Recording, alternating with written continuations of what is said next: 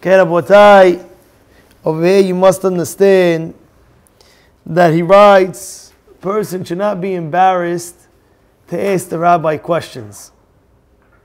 Sometimes you might feel, oh, I don't want to ask a question, I'm embarrassed to ask the rabbi a question. Don't be embarrassed. Otherwise you won't learn, you won't know. And sometimes a person might underestimate the knowledge. Oh, he doesn't know. No, who said? Who said he doesn't? You think? Who you think? Ask, because lo habayshan lamed. An embarrassed person doesn't learn. Velo hakabdan melamed, it says. And a strict person doesn't teach. Because what happens? The rabbi has to understand. Imagine now the student asks a stupid question. And the rabbi says, what's your questions? What are you asking this guy? Next guy, who else has a question? So what happens? He'll never ask again. The guy will never ask again. So lo habayshan lamed velo hakabdan melamed. You cannot be embarrassed with the questions. You have a question, go ask advice. I know sometimes a person has Shalom Bayit issues. Serious, Shalom Bayit issues. And Rabbi, my wife, what to do,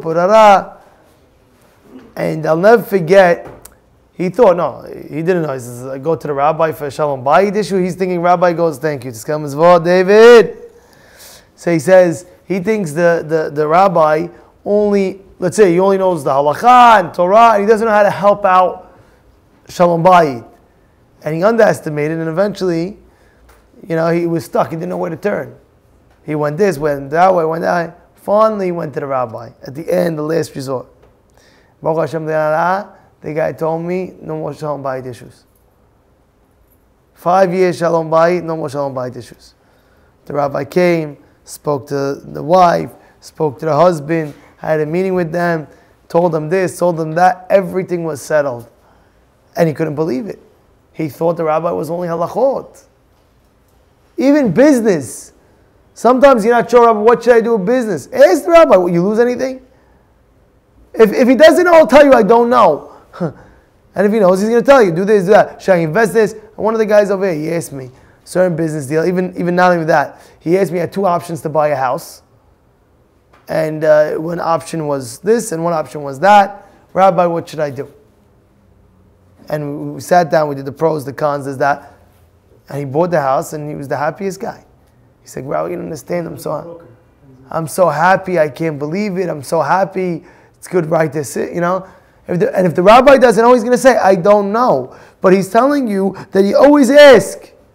Always ask.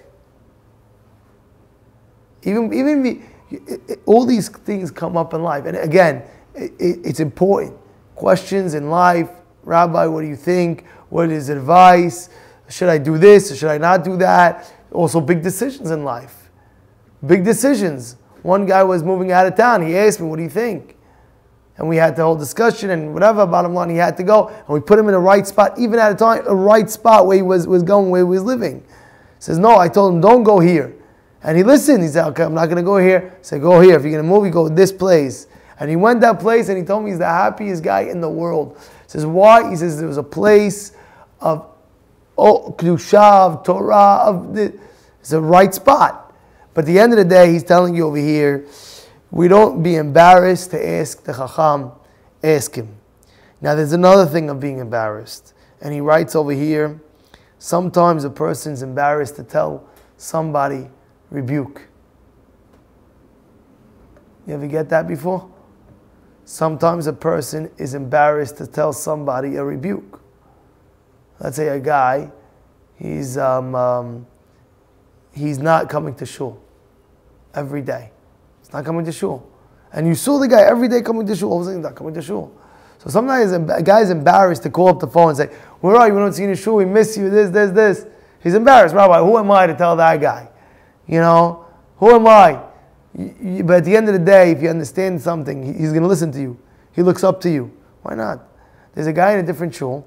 I know this for a fact because he told me the story. There's a guy in the shul, he wasn't learning any Torah.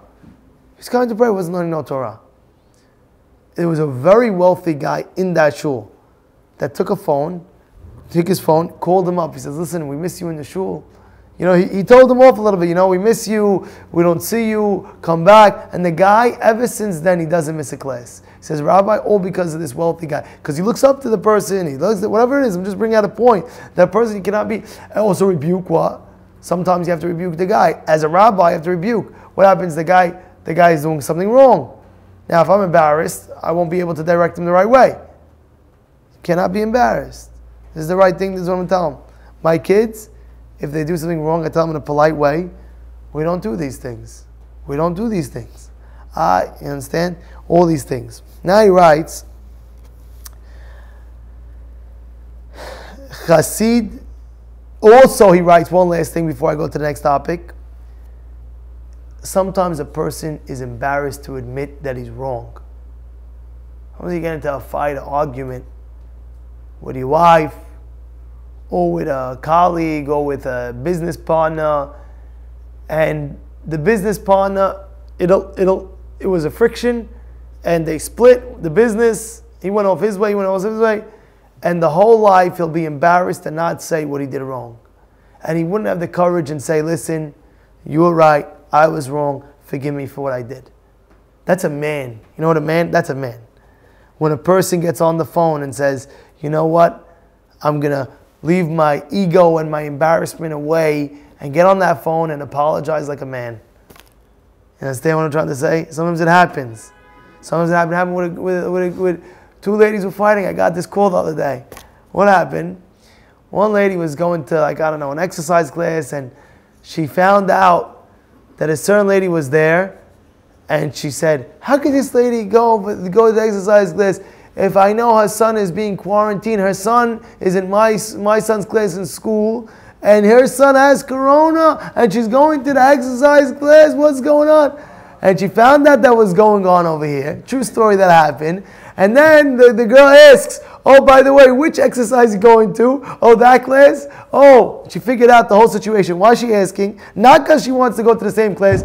She's making sure that the class she goes to, she doesn't go to. You understand what's going on? So she found out, oh, you're asking me because you don't want to go to the class that I'm in because you feel that I have corona. And there's a whole balagan, fireworks, back and forth. I won't talk to you, you won't talk to me. Bah, he's spreading Lashon Hara about me, he's speaking about me. You're telling the whole community that I have corona and don't go to the same exercise class as me. And the whole thing was going wild. And I found out, I was like, what's going on? And I told the lady, I told the true story. I said, the lady, listen, why are you the one spreading out rumors? And maybe yeah, maybe not. Maybe she texted negative. Maybe she doesn't have it. Maybe you're wrong with the son has corona. At the end of the day, you spread around the whole thing to the whole, the hotel. She put in the chat, girls, don't go to the thing like that. The whole chat finds out, and she knows. And then she calls up, oh, why are you speaking trash about me? And the girl says, no, I didn't say anything. So you didn't say anything. I was on the other chat, showed me a Snapchat with your number saying that you said this. How could you say you didn't say something? So now it takes a person might be embarrassed. And she went ahead, true story, she went ahead and she called up a friend and she said, you know what? I'm sorry, please forgive me. 2 to 3 weeks passed.